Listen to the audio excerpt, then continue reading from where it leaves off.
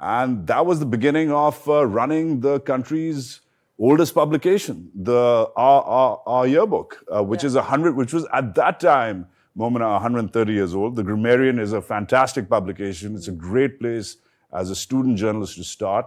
That's where it starts. Put together a template which still works for the grammar school, took that to college, continued at the college level, was lucky enough to be in this fantastic college paper, which is very independent. It's the first time I started.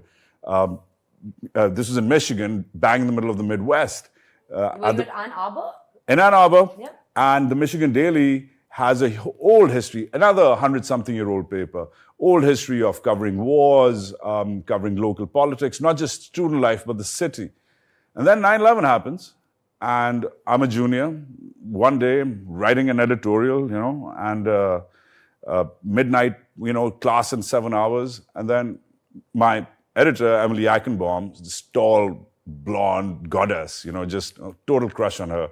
Still do. She comes and puts her hand here, and I'm like, she's like, what are you doing, Waj? Which is the Gora version of my name.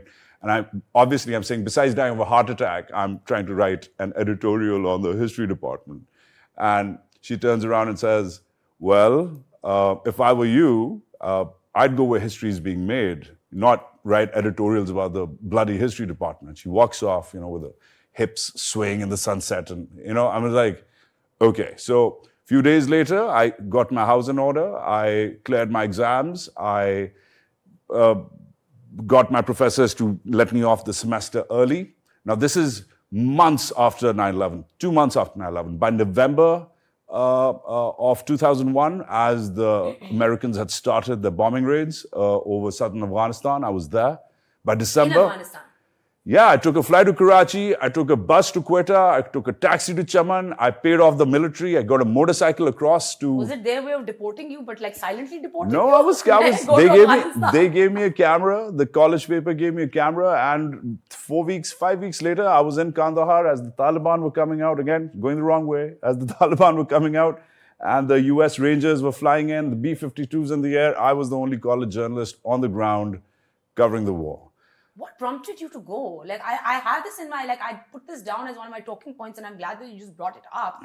Because I was going to ask you that, how did 9/11, because you were there, right there. It was Emily Eichenbaum's curls. No, it was actually the story. It was the story had to be told. I mean, my editor, bless her, she ended up being at the Tribune.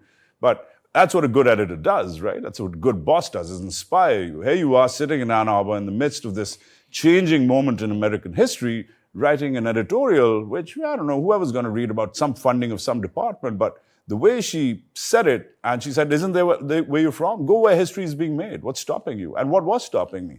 I'm a Pakistani. I know the language. I know the region. I grew up in Quetta. I can do it better than most people. What's stopping me? What's stopping us from doing things which matter? And I returned grizzled, tired, hungry, thank God, in one piece. But by 20, I was just that old. By 20, Momina, I was clear that this is going to be it. And I was lucky because so many people graduate, and years after the fact, they still don't know what they want to do. Essentially, you started off becoming a war journalist.